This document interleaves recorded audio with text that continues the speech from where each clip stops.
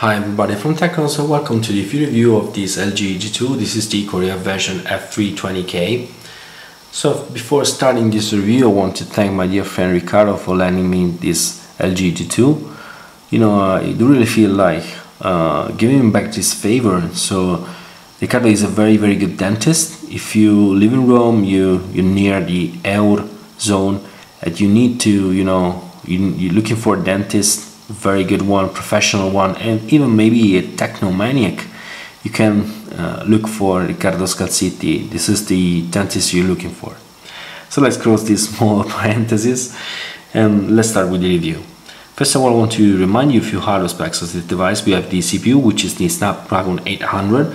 It's a quad-core CPU clock of 2.26 GHz. It has a production service of 28 nanometers, Crite 400 architecture, and the CPU, to be more precise, is MSM 8974.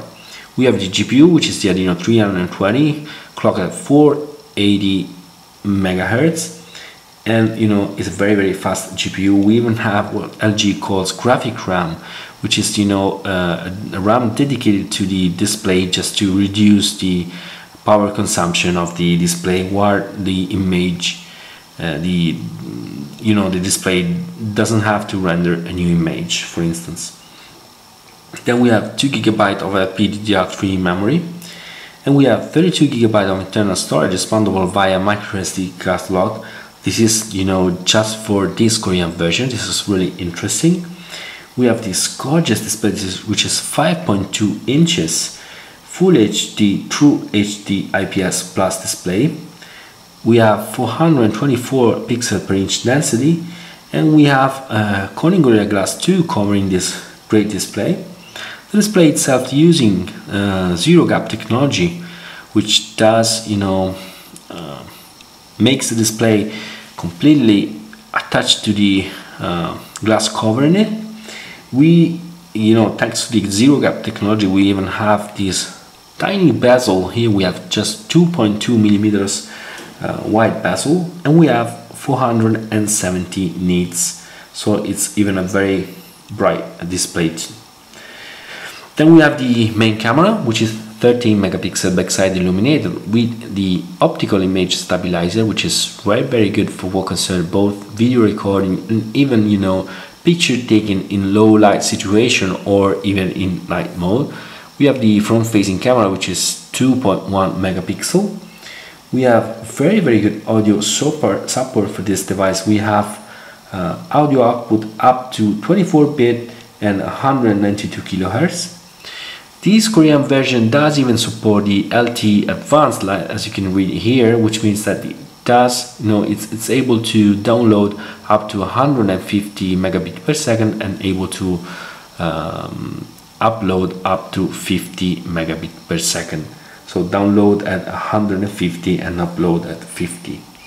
Then we even have the IR blaster, very interesting indeed. And sorry guys, my mistake during the unboxing, this device does not have the FM radio. This is my fault, sorry. This device instead has the DMB standard for TV streaming, and maybe because of they already included the DMB necessary chipset, they didn't have more space for FM radio, who knows. But anyway, we don't have FM radio into this Korean version at least. Then the battery, which is 2610 mAh, which is slightly less than the 3000 mAh that we can find into the international version. Android here is version 4.2.2. So after the tech specs recap, let's get into the software and into the UI. Just one thing, if you want more in-depth view of the UI and the software of this LG G2, I do suggest you to give a look to my dedicated focus, which goes really into deep of this customization made by LG and all the features that LG introduced inside this LG G2. So let's perform a quick recap of the UI and software feature, starting from the knock-on, which is really interesting. Given the fact that the device is locked like this, you can double tap in the middle, and LG does suggest us to double tap in the middle. you can, wake up the device. You can unlock it, and with a double tap again in part of the screen which is not used for anything in particular, you can lock it again. This is really useful, but just remember to double tap in the middle, or otherwise you will have some missed double tap. Very interesting feature, hoping that many more OEM will introduce this feature into their own devices, because it's very useful. Then we have three features which are proprietary for LG, which are QMemo, QSlide, and the new slide aside. QSlide is a way of multitasking introduced by LG even into the previous devices. We can have up to QSlide app here. QSlide app are just small app that we can even resize like this. We can interact with them at least until we have the opaque window here. If we get the window transparent like this, then we can start interacting what we have behind the window, although we always have in overlay the windows itself. As soon as we get the windows back opaque like this, we can then interact with it again, and we can of course close it. Then we have the QMemo.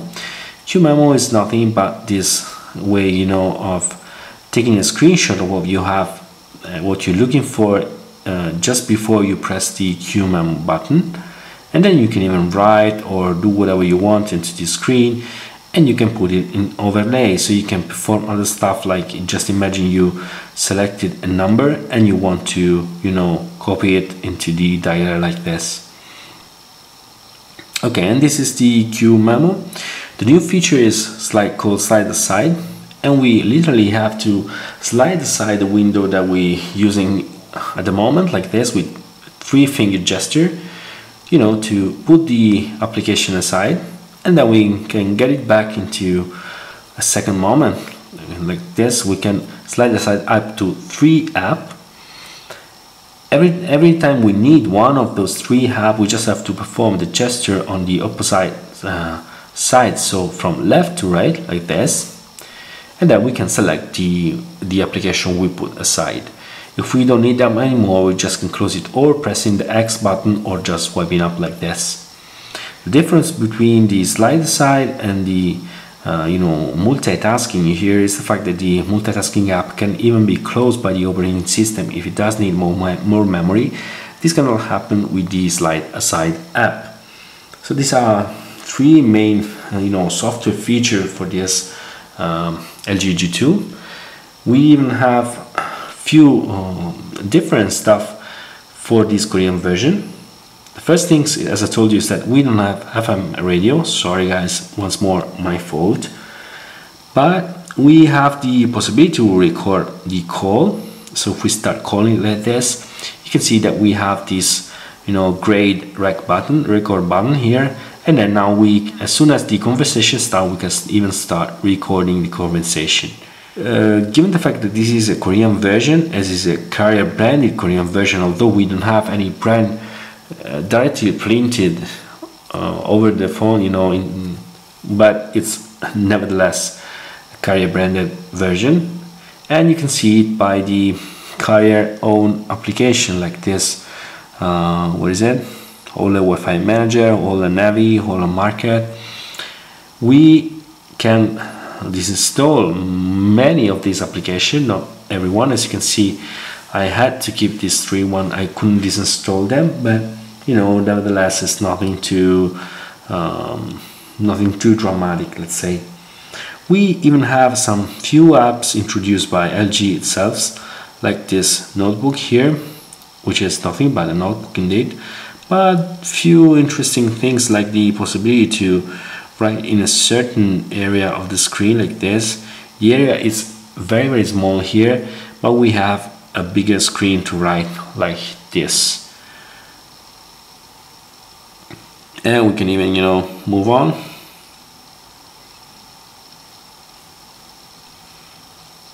As you can see, we can get back. It's a nice way to take memo, even have the possibility to write in a larger place, but here writing down into the real memo in a very tiny space. Very interesting and useful to me.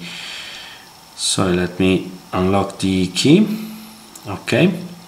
Beside the notebook, we have other few LG dedicated app like the Q remote that I'll show you into the dedicated focus. We even have Q translator, which is the possibility to translate text using the camera to recognize the text. But what is really funny here is that we just have the Korean version of the dictionary, and you must pay to have other version of the dictionary itself. We then have Q voice, which does remind me of S voice or even Siri, but I could not set up this this app but in Korean, so really not useful. To be honest, to me, all these kind of apps are not useful themselves, at least for now, which are, they are not so many good. It recognizes everything you want to tell them, but this is my personal thought, of course. Then what else we have? We have some other stuff like let me find it, safety care, which is useful just to set up some numbers where you can automatically send messages in case you call for emergency 911, or even this phone usage notice, which I think about it may be very useful for all ladies or men which don't use the device so often. So if they don't use the device for a certain kind of time, you can set up the automatic message to you or whomever you want with the position, for instance, of the device itself. We even have, the smart word from LG, which is even this one in Korean. Here we can find some apps, or even more interesting, the themes for what concerns the UI itself.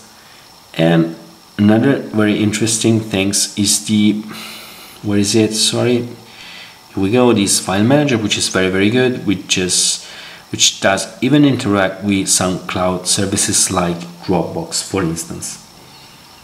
So speaking about customization made by LG, we have to talk about a few other things, like the one that we can find inside the messaging.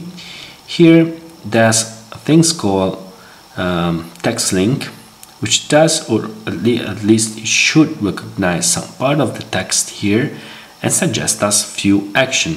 As you can see, here it's not working. If we get here, you can see that we have the small text link icon here, which means that if we press this message, we can have some suggested action for certain part of the text automatically recognized by these text link features. Well, the fact tells us that it's not working really good. Look at what it does recognize. You should recognize an address maybe, or a URL, or don't know what else. Anyway, it's not working really well. Anyway, another thing's really interesting here is that we have this is the LG keyboard. We have so many customization for this keyboard. We can perform swipe. We have a dedicated row for numbers, but if we want, we can disable it. We have themes, we have different layout, but we don't have a very good layout for concern marks here. Just let me show you. Here we have the exclamation mark, and we have the comma and the full stop. First things, I'd rather have the comma on the left and full stop on the right of the space bar, which is to me a very comfortable layout, not this one. But what is really worsening things up is that here, if we change the we select something else, like I want, for instance, to use a question mark, immediately the button change with question mark. So next time you need a comma, now you get the question mark. This is not really smart to me, so I guess LG maybe should or could change, let's hope, this possibility. Speaking about the keyboard, we have some interesting gesture like this one to swipe down to, you know, completely hide the keyboard, or just want to slide aside the keyboard and use it with one hand. No, not able to do it right now. So let me show you. These are the one useful to, you know, split into the keyboard like this. Okay, so we even have this useful gesture, and we can, using this settings here, for instance, we can put the, you know, as you can see, the keyboard aside, just to have a better one-hand operation like this. And of course we can get it back to the normal size. So these are more or less all the settings dealing with the keyboard and the UI of this device. If you want a more in-depth view, you can give a look to my dedicated focus. So let's give a quick recap even for what concerns the multimedia aspects of this device. Once more, if you want more in-depth view of the multimedia capability of this LG G2, I do suggest you to give a look to my dedicated focus. But speaking about the multimedia side, we have very good camera, as I showed you, very good details for what concerns good light picture. We have a wonderful amount of details for the picture, really good. The optical image stabilizer is even very good for what concerns taking picture with very low light or even no light at all. But the device is not perfect for what concerns video recording. I mean, we have a good amount of details in video too, but the video is not perfectly smooth, sorry.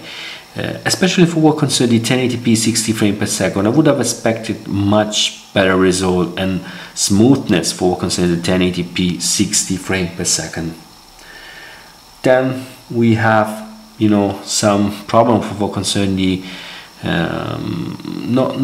I shouldn't say panorama. The only real problem with panorama is the fact that we have quite a lower resolution, up to 5 megapixels. But the real problem is the VAR panorama. They are completely messed up. As you can see here, this this palm tree is cut into pieces, and it's really a mess. I guess this is nothing, you know, tragic, nothing that LG cannot solve via a software data. Let's hope for LG, of course, to solve this problem. We have few other interesting features like tracking zoom for video recording, or even audio zoom and dual recording, directly taken from the Samsung features.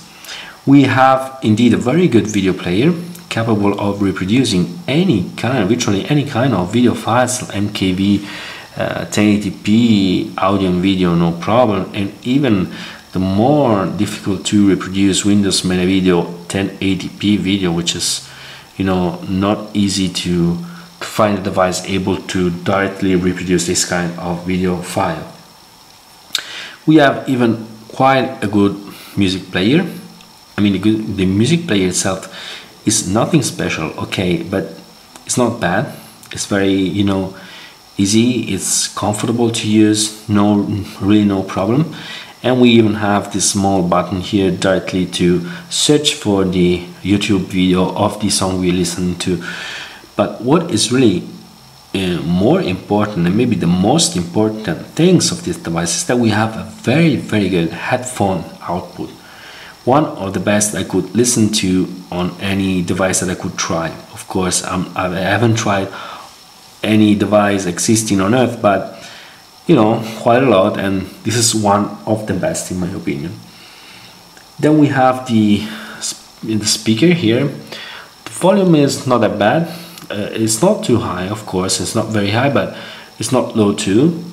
Good for listening to music, not too good to speak, you know, because if you're using for a conversation and you crank up the volume at the maximum level, you will hear some crackling. Then another very interesting things to give a look to is the browser. Here, thanks God, we don't have a Chrome-based browser like we could find into the Galaxy S4, for instance. This is stock-based browser, which means that we can use, of course, the Flash plugin. Very good. The only downside here is that we don't have the, I mean, we have full screen, as you can see, but we don't have the quick navigation bar, which is very useful. You know, that bar that when you come sliding from a side, you have around your finger with the most useful action to perform on the page, like, you know, reloading, back, and so on. We don't have it. That's a pity. Nevertheless, the browser is extremely fast, as you can see, both in pinch zooming and in scrolling and even in panning. Oh, sorry, I selected an article here. We even have double tap to reflow. So if we zoom up on a news like this and we perform a double tap, you know, we have text reflow for that news. Very, very interesting. But what is more interesting is that this browser is extremely fluid, even if we use Flash Player. So let's start the Flash Player. I put it on demand. So you can see the flash started, but we can continue pinch zooming or even scrolling extremely fast and fluid, no problem. Really a pleasure to use, especially considering this 5.2 inches huge display. Very, very good software browsing with this LG G2 F320K. So we saw more or less all the most interesting things, according to me, of this device. So we can draw a line now and speak about the cons and the pro. Let's start with the cons. We have to be honest, few cons, not that dramatic, but there are some. You know, the first things is that maybe this UI is a little bit too cartoon-like. You know, I would rather LG to include more business-like themes into these devices, but we don't have. I mean, we have so many customization, but maybe they are too much childish, we could say, or to be honest, they are not as childish as the latest iOS 7. Sorry guys, but I do love iOS, but don't like the latest incarnation of the operating system from Apple. Anyway, very good UI, but maybe a little bit too childish style. Then we have the knock-on feature, which is for sure a pro. Let me tell you, it's for sure a pro. But maybe LG should work a little bit to, you know, let us use even the side of the screen like this and not only the center. Or you can see we have like now some messed up if we don't use exactly the center of the device. Another things to, you know, to fix for sure is the virtual panorama, which is completely a mess, let me tell you. I guess LG can easily solve the situation via software data. Right now it's really a mess. Then this is the problem with the video. I mean, it's not a huge problem, but video recorded by this device are not completely fluid. And especially the 1080p 60 frames per second could be so much better. I mean, I would expect so much more from the 60 frames per second. Then we have the fact that we don't have FM radio into this Korean version, of course. Sometimes, you know, we have so many power with this Snapdragon 800, but not every game runs completely smooth. This is a problem between any Android device nowadays with games like Real Racing 3. I'm not still able to see an Android device running the game completely smooth. Then we have the default keyboard, which is far from perfect due to the awkward positioning of comma and full stop, for instance. And we have another things which is not too nice to me are the, you know, volume rocker here on the back. Don't get me misunderstood. This is really useful when you are into the call. It's so you know, natural to you know, put the volume up or down while you are into the call. But just imagine you're looking at a video. If you need to, you know, set up the volume, it's easier to press here or here than to go looking for the volume rocker on the back. I mean, to be honest, LG try to easy these things with the volume slide here, but maybe it's not a natural gesture, or maybe it's something that we just have to get used to. Then, you know, we finish with the downside of this device. We can start with the pro, and there are very good pro. The first one is the design. I mean, I know this is subjective and it's completely personal, but I like the design of this device. It's very nice, especially if we do consider the huge 5.2 inches display and the very tiny bezel, just 2.2 millimeters. Then we have, of course, speaking about the big screen and tiny bezel, this is very comfortable to hold it in your hand, although we have this gigantic screen.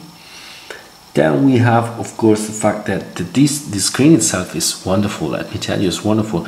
Maybe it's not so accurate for what concerns color reproduction, but maybe because LG wanted to mimic a little bit the Super AMOLED display of Samsung, sorry. But you know, to me, I do like oversaturated color, so this is a wonderful display according to me. Very good. We have very good viewing angles, extremely bright and direct sunlight, so no problem in using it outdoor. We have the camera, which is very good. The optical image stabilizer that does help us in, you know, achieving good shot even with night mode or low light mode. Although of course we have some noise, but we have very bright shot in night mode or low light mode, and extremely good shot in good light mode with so many details which are really incredible. Then we have the audio output for the headphones, extremely good.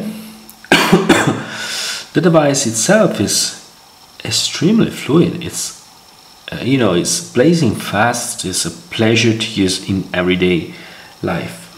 Moreover, we have a few interesting things like the possibility to record the call directly, and one of the biggest plus to me of this Korean version is that we have 32 GB and we can even expand it via micro SD card slot using another, for instance, 64 GB SD card, which does you a total of 96 GB on this device. Wow.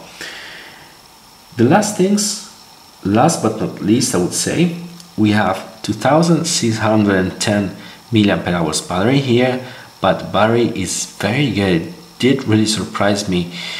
You know, I could achieve with a medium usage a whole day, maybe the same things that I could do with the Galaxy S4, or maybe slightly better than the Galaxy S4. Nevertheless, very good battery, and you know, to be at 2600 mAh, of course.